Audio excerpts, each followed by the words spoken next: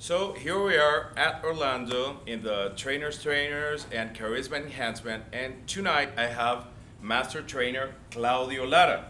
He's from Brazil, Yeah. and we're gonna pick his brain a little bit. So the first question, the most simple one and the most beautiful one: how did you end up in the NLP world? Well, this was a long time ago. I was a lawyer. I am Yeah. a lawyer, in fact. And I was a lawyer because my family wanted a lawyer, so I became a lawyer for them. And then my life wasn't so great as my job was going through. Yeah. And I started like doing like skydiving during the weekends. So I had a little bit of Excitement. happiness and adrenaline in my life. Yeah. And then I broke my back. Okay. I had a bad landing and I broke my back. I stayed like maybe 3 months with the security devices, so it's very bad.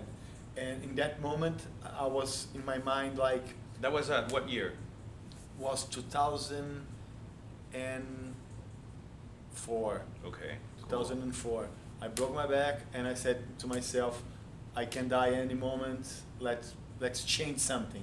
Okay. And then I started like trying to know what's next, what I want to do. I didn't know exactly, so I went to a training, like a weekend training. Okay. So you go there and people make you walk in hot coals Okay. and do crazy stuff. Our way is that we go around. Yeah. And then I like it, the process, and I try to what's more. I want more about that. Okay. So I went to discover what was about that. So I went to NLP schools in Brazil. Yes. I started doing training, and in my prac was a different kind of prac that we usually do around here. Was a 18-day prac. Was a long time. Was 9 days in 1 month and 9 days more in the other month. So it was a long time of training. Yes. And between one training and the other, my grandmother died Okay. from a very bad disease. And I remember that during that time, I could hold myself, I could help my family. I was like prepared emotionally. Yes. Because I had learned in 9 days a lot of techniques Cool. of NLP. Cool. And that was the real moment that I told to myself, man, I want to learn that more. I want to be able to teach them, like teach everyone that I could Yeah. how to be able to hold their emotions and deal with the things that happens. It's in kind of their like a lives. hunger that Exactly. start to build up, right? Exactly. Okay. Then I went to US Okay. to learn with Richard. Cool. And that was amazing because everything that I thought I knew about NLP wasn't NLP at all. Okay. Was We get a lot of that. Yeah. The other day I heard somebody that arrived to my country and said, you know, you're old fashioned. I did NLP 2.0 course. I was like, oh, cool. yeah. Maybe I don't know where you heard from that, but I understand. Yeah, there's a lot of that- people doing that Yeah, usually. there's only one. Like that's we call it marketing. Yes, exactly. We call it marketing. So you did with Dr. Bandler the first time you met him, the practitioner or the master pract? None of those. I did DHE. Oh, cool. Yeah, but the first time that I did with him was Design Human Engineering. Yeah. And I did persuasion engineering Okay, with John. with John. Okay. Exactly. And I was completely in love. And, That and, happens. And the thing that the first impression that I had about Richard was that he was old and getting crazy, because he was using the meta model in a different way that I learned in Brazil. He was doing different questions. He was doing something that I didn't learn there.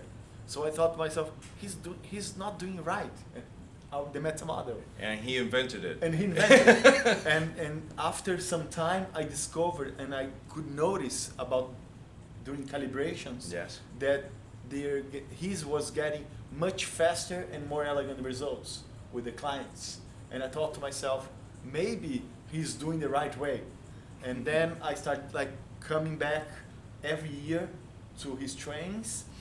In 2011, they called me to be assistant team. Oh, cool. So from time 2011 till now, I am at least 2 to 3 months together with him and the other assistant teams.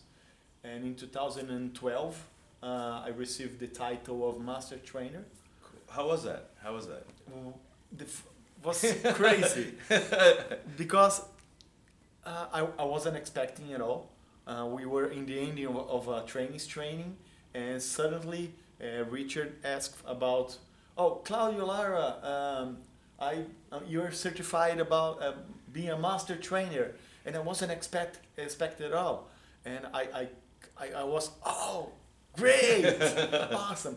But then when I picked up the paper, Yes. the certification, and I went and I sit down, I thought to myself, man, wasn't that word? Yeah, yeah. The other one. The F1. The F1. And I thought, oh my God, now I have to show that I am that thing. So I started studying even more. The first impact was awesome. Yeah. The second one, F word. The responsibility Responsibility on to your show that shoulders. I am good as they think I am. Yeah. So I started studying even more after I received my master trainer. That's a nice story. Title. That's a nice story. You know that everybody that I interview, I normally ask a simple and most beautiful question. We all like to work with people on sessions. Mm-hmm. Somebody calls them coaching, and other people say just session, NLP session. Sure. Whatever it works, it's okay. And maybe you can tell us about, if it's not that private, that beautiful moment in which you saw somebody and you start to see that change, and maybe it was at that moment, or maybe you pasted in the future and then you saw it, and when you talked to that person it was actually better of what you thought the change would be. Well, I was really impressed with two specific clients that I had. Yeah. And one was an older guy. He was 82, and he didn't had much to look for it. Okay. He was like, I have 82, but I don't know what to do anymore. Maybe, I don't know. And then I put him on his timeline, Okay. and I did some changes, and I started putting a lot of stuff for him to do it, and he became a trainer. Oh man. He did a prac, he did a master prac, came here to teach to learn with Richard, and he became a trainer. That's beautiful. He's an American guy from Texas, so was great because I could see that I put things in his life that he didn't before. Okay. So he had something to look for it. That's Wasn't nice. like, and we know that a lot of people that got like, now I don't have any more to do. Usually they die easier than the other because what I'm gonna do today, I'm not gonna do anymore. Your body just starts to Exactly, shut down because you don't have you don't have purpose. Yeah, and something to drive on. Exactly, and if you don't have purpose in life, your brain, your body start to getting thinner, and even You start to kind of exactly, like collapse. Exactly, Okay. exactly. And you have another one. Yeah, the second one Yeah. was during the training. Okay. And in this training, I didn't realize, but the lady, she had an accident, Okay. and she couldn't smell anymore because some kind of accident. And I thought to myself, maybe I can try out using some past memory about smell Yes. to bring up the plasticity of her brain, Yes. so she could learn again to smell again. And this was during a training, was a prac that I was doing in Brazil. Okay. And I make her close her eyes, I did a little hypnosis, and I make her go on her past from the last time that she remember that she smelled something that was very good, and she told coffee. Oh. And apparently her father or grandfather did a good coffee, Okay. and she never smelled before because her problem. And at that moment, I asked one of my assistant team while she was there, "There is coffee around? Is there coffee around?" So I asked them to bring real coffee Okay. and hold, and I started like putting her in that place again to feel all the emotions, all the smell again, all the feelings. And when I noticed that she was prepared, we picked up the cup coffee? of coffee, Yeah. and we put her on her Nose. nose, and she started crying because she was smelling again. That was nice. And then we started like training her brain to do it more like that. So coming back to a place and a time when she had the possibility of smell, Yes. and bring her to the real smell at Yeah. the same time. So the brain could connect those two, and with the plasticity came back to work. That's a very nice story. Yeah. I kind of use that technique with somebody a kid, it's a 5-year-old kid, and I read the other day that 90% of the people that are allergic to things that are out there, like Yeah. flowers, dogs, not real allergies that cause you Yeah, of course. hypoglycemic shock.